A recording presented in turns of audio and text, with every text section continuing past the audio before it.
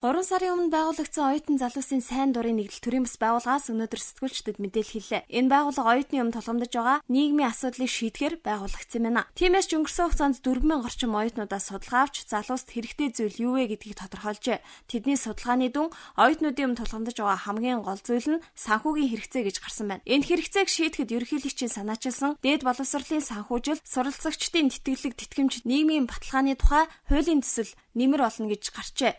Тиймээс ч энэ хуулийн төслийг дэмжиж тэтгэлэгтэй хариуцлагатай оюутан уриалгыг гаргаж байгаа мэнэ.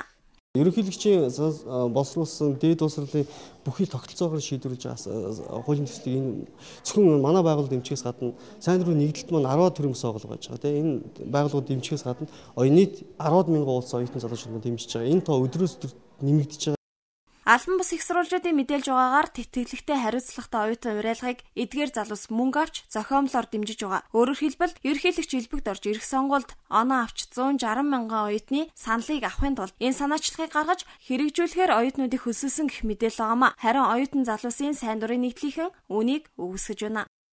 Зарим талаараас ийм яригдаад байна л да. Та нарын авсан судалгаан дээр зөвхөн яг ерөнхийлөгч рүү хандсан тиймэрхүү утга агуулгатай шинжтэй асуултууд их орсон байсан. Ерөнхийдөө цаанаас зохион байгуулалтын ажил хийгээд байгаа юм шүү гэсэн яриа гараад.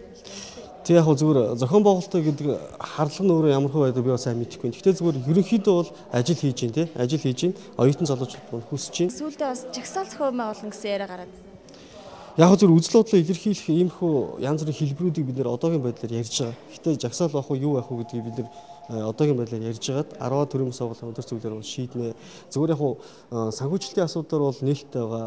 Оюутан залуучууд нь өөрсдөө үзэл бодлоо илэрхийлж явж байгаа учраас өөрсдөөсөө гаргаж байгаа. Дээр нь тухайн бид нэг тийм гаргаад авах санхүүжилтийн асуудал гэхээс илүү сэтгэл зүрхээр явж байгаа учраас асуудал нь тодорхой хэмжээнд шийдэгдэж явж байгаа. Хин нэгний хаардах хэрэггүй энэ бол ажил явж тий. Гэхдээ оюутнуудаас авсан судалгааны 9-өөс 15 хүртэлх асуулт бүхэлдээ ерөнхийлөгчийн тэтгэлийн асуудлаар байгаа нь гадуур яригдж байгаа яриаг үндсэлтэй мэт харагдуулж байна. Харин эдгээр залуус оюутнуудынхаа төлөө ажиллаж аав ээжүүдийн үед авч байсан шиг сарын тэтгэлгийг оюутнуудад олгодог болохын төлөө л ажиллаж байгаа гэж мэдэгдэж байгаамаа.